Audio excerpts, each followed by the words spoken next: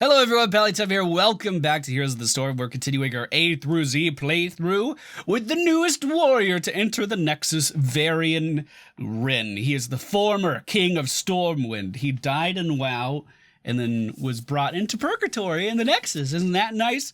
He is the first multi-class hero because apparently we all forgot about Karazim. Poor Karazim. Oh.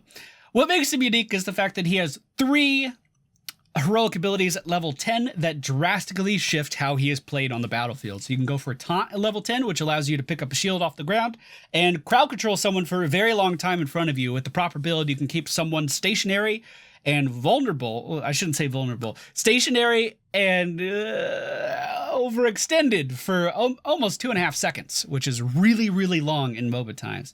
I shouldn't say vulnerable because Colossus Smash actually does make people vulnerable. It increases the amount of damage that they take for a few seconds, and it's pretty strong, especially in Quick Match. If you want to just completely dominate someone in Quick Match very, very quickly, you can go for the one-shot build, picking up Colossus Smash, the charge damage on Juggernaut, and the Banner of Dalaran to increase your ability damage and just completely delete someone from the game. Or if you want to do more sustained damage with a lot of critical hits, very, very fast attacks, you can go for the Twin Blades of Fury. He takes his two-handed sword, rips it apart, and starts dual wielding and everything. This has kind of been the heroic ability that the majority of the community has gravitated towards. I do think Colossus Smash has a really good place in Quick Match, more so than in competitive things. But we're going to go for a Twin Blades of Fury build today, and I hope you guys enjoy it. All right, ladies and gentlemen, we find ourselves on the battlefield of Eternity. No, the Punisher one. We're on the Punisher one. Whatever the Punisher's one is called. Remember how I said in the Vala video that I was really sleepy? And I was trying to fix my sleep schedule. Well, I slept last night again. That's 2 days in a row. I've actually been asleep when it was dark, which felt good. But I'm still just as exhausted. After that 24-hour live stream, I basically went from a kind of normal sleep schedule to a completely fucking nocturnal one. And trying to fix that, I'm just in a daze the whole day.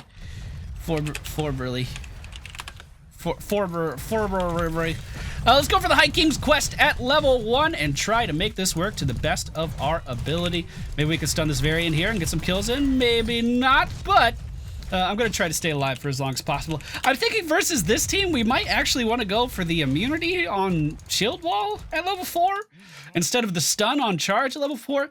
Now, I do think the stun is by far better in just about every situation, but when the enemy team has fucking Greymane and Samaril, like, that burst damage is kind of scary, and I don't know if I want to deal with that. So picking up the shield wall and becoming immune to damage for the entirety of that effect may be a good way to go. I did go for the High King's quest at level 1, though. This is the talent to get more damage out of Varian if you wanted to do that, which is usually a pretty good idea. I mean, who are we trying to kid?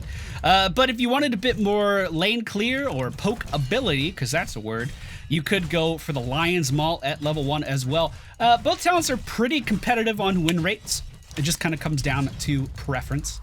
Is that a spin? Is that a spin? Is that a spin?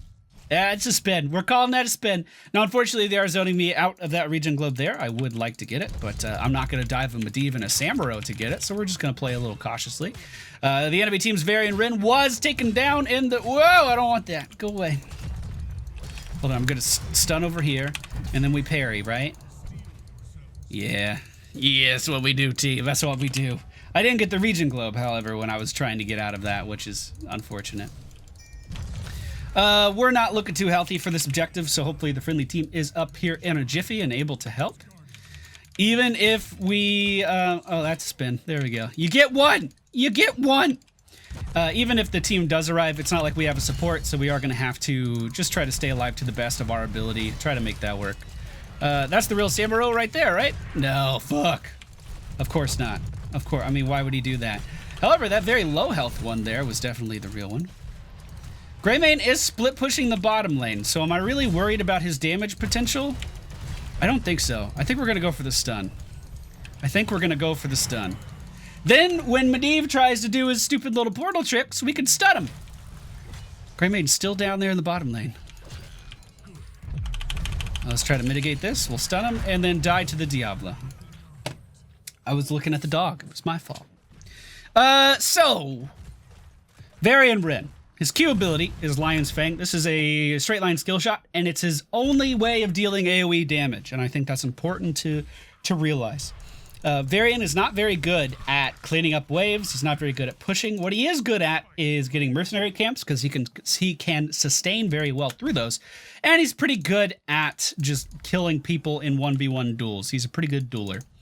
The funny thing is that fucking Greymane is probably going to get that whole fucking fort while we're doing this. It makes me a little sad. There's one kill. We have to get this objective in order to punish that Greymane for split pushing this whole time. If we don't, we're just screwed. He's still going. He's still down there. He's just doing Greymane shit, man. You don't know. You don't get it. You don't get it. He's living the dream right now. He has fleas. Why are fleas associated with living the dream? Don't ask questions like that. Our W ability is Parry, which allows us to mitigate auto attack damage for 1.25 seconds. This includes towers, as we lost the whole fucking thing to that Greymane. He's gonna die to minions.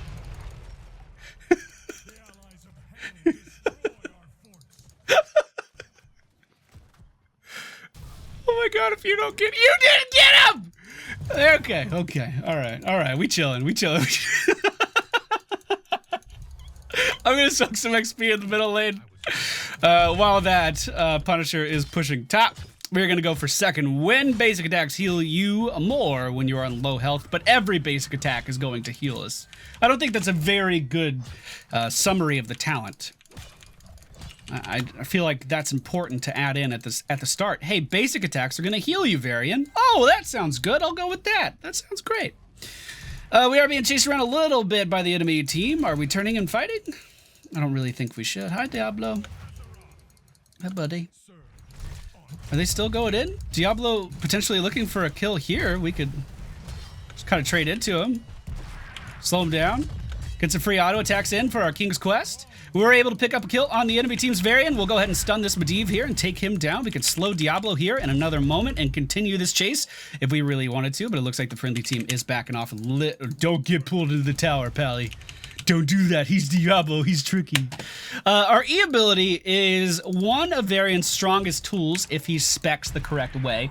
It allows us to get a stun off every 6 seconds, which is crazy. Now, it does have some downsides.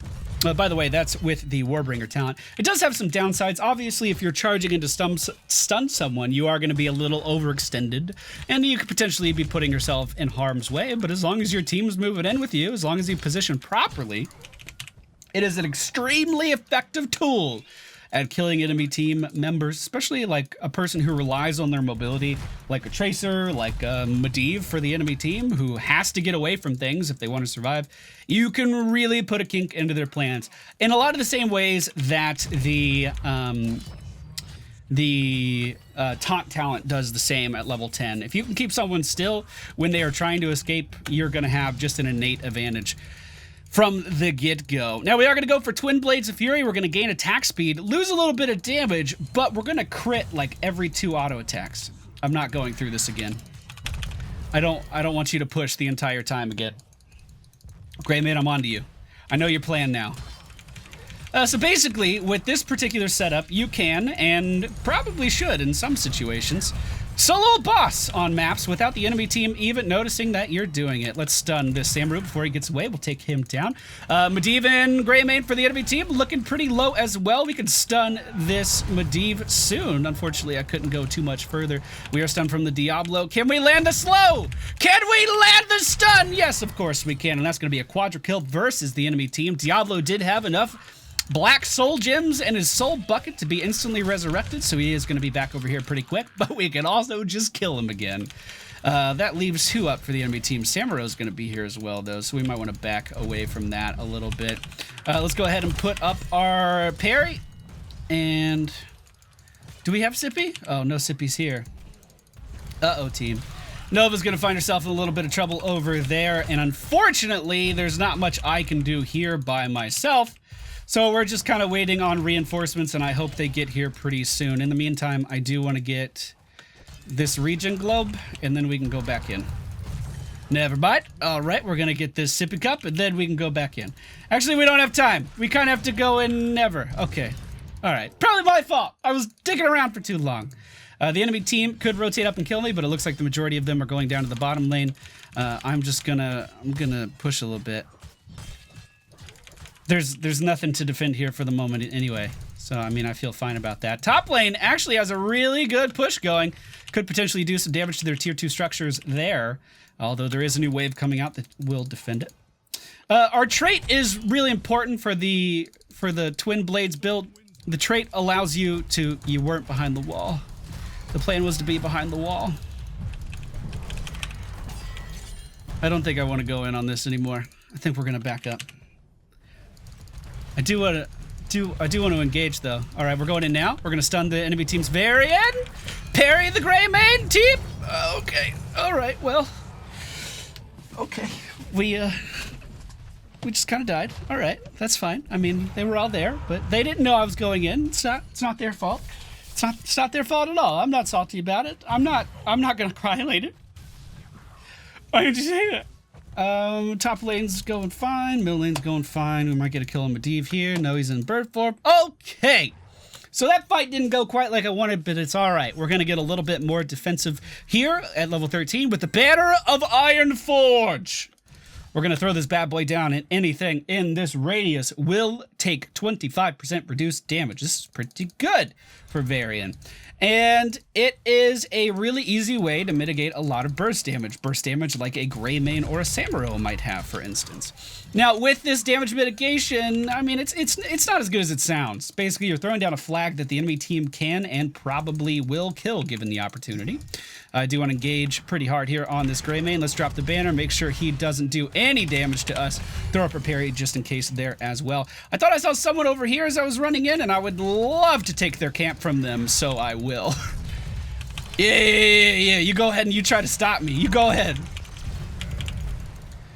We are going to let that Medivh go away, unfortunately. We'll stun this Varian because I don't think I could get to the Samuro. And beautiful. Pretty good outcome there. We stole a camp, got 2 kills, and made the Medivh run away. I'm going to rotate over to the mid lane and clean up this camp that's pushing there if I'm able to do so. But hey, pretty good timing. The objective's going to be up in 27 seconds. Now, unfortunately, the enemy team will be able to respawn, but that's fine.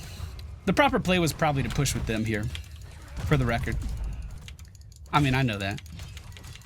How we doing on this? We need 5 more region globes. Bot lane may need a little bit of help before that piles up. They are getting pushed back up top. It's not looking too good for them, but let's go in and see if we can help. Stun on Grey Mane. Stun from our beautiful Johanna. And we finish off the Grey Mane just fine. Diablo overextending now. We'll stun him and make sure he pays for that as well. Now Medivh on the run and not using the portal. Can we land the slow? Can we land the stun? Of course we can. I bet the real Samuro is the one running away. Let's drop this damage mitigation. Let's slow both of these guys down, stun that Samuro, and finish him off. Beautiful. Beautiful play. Oh, I mean, all right. All right, let's go. Let's do it. Let's do it. Let's do it. I'm in. Let's go. We are going to pick up the Juggernaut here. I'm still going in, team. Team, I'm still going in. Don't give up on me. You had me at hello. You had me at VP. All right, so pretty fucking good exchange there. We picked up 5 kills. We have no competition whatsoever. The subjective, which is pretty fucking good. I'm going to kill this wall. I mean, I could have killed the objective. I'm aware of that. I could have healed off the objective too, but the point is, I killed their fucking wall. How demoralizing is that? They're like, look at this crazy ass motherfucking Varian Wrynn. He just killed that wall. He doesn't give a fuck. I do a little bit. I give a couple fucks. Not many though.